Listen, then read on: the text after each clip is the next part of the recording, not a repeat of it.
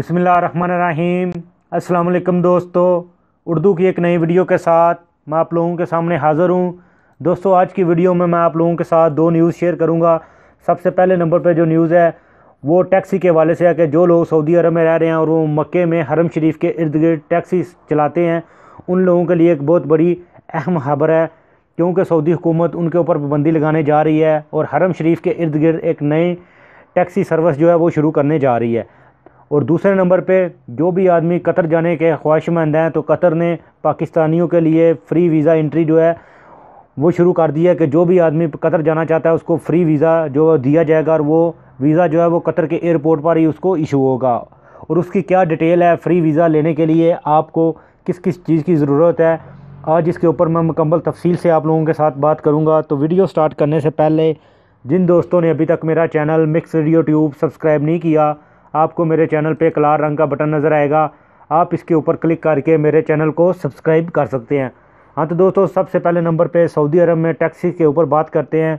Saudi अरब की वजारत नकल व हमल ने कहा है कि वो 6 माह बाद मस्जिद अल हराम के अतराफ़ में अल अजरा हरम के नाम से स्पेशल अल हरम टैक्सी सर्विस शुरू करने जा रहे हैं, जिसके बाद हरम शरीफ के अतराफ़ में तमाम टैक्सियों पर पाबंदी लगा दी जाएगी। यानी जो भी अभी टैक्सी चला रहे हैं, मुख्तलिफ़ कंपनियों की टैक्सी, जो भी गैर मुल्की हों या वो सऊदी हों और वो हरम शरीफ के इर्द गिर्द में टैक्सी चला रहे हैं, उनके ऊपर मुकम्मल तौर पर पाबंदी लगा दी जाएगी आज से 6 महीने के बाद। क्योंकि हरम शरीफ के इर्द गिर्द एक नई टैक्सी सर्विस शुरू की जाएगी जिसका नाम है अल अजरा अल हरम। और इस टैक्सी सर्विस के शुरू होने के बाद किसी भी दूसरी टैक्सी को हरम शरीफ के इर्द गिर्द टैक्सी चलाने की बिल्कुल भी इजाज़त नहीं दी जाएगी। हाँ तो दोस्तों, दूसरे नंबर पर जो भी आदमी कतर जाने के ख्वाहिशमंद है उनके लिए अहम खबर है कि कतर ने पाकिस्तानियों के लिए वीज़ा एंट्री फ्री कर दी है। एयरपोर्ट पर लगाए गए वीज़े की मियाद जो है वो 30 दिन होगी। जो भी आदमी अब कतर जाना चाहता है वो बआसानी तरीके से जा सकता है, उसको एयरपोर्ट पर ही वीज़ा इशू किया जाएगा और उसकी मियाद जो है वो 30 दिन होगी।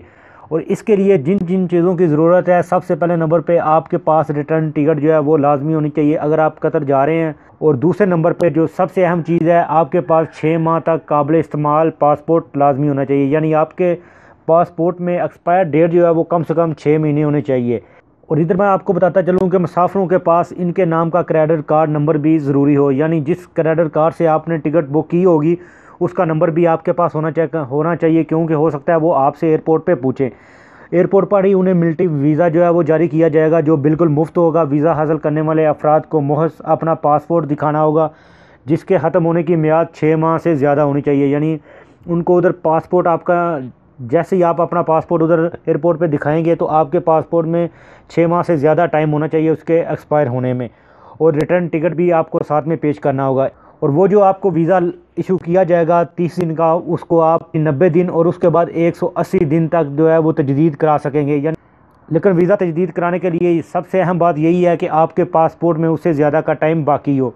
तो दोस्तों, ये थी आज की वीडियो। उम्मीद है आप लोगों को पसंद आई होगी। वीडियो को लाइक और अपने दोस्तों के साथ शेयर करना ना भूलें, ताकि ये इन्फॉर्मेशन ज़्यादा से ज़्यादा लोगों तक पहुंच सके। तो मिलते हैं किसी न्यू वीडियो में न्यू इन्फॉर्मेशन के साथ। तब तक मुझे दीजिए इजाज़त। अल्लाह हाफिज़।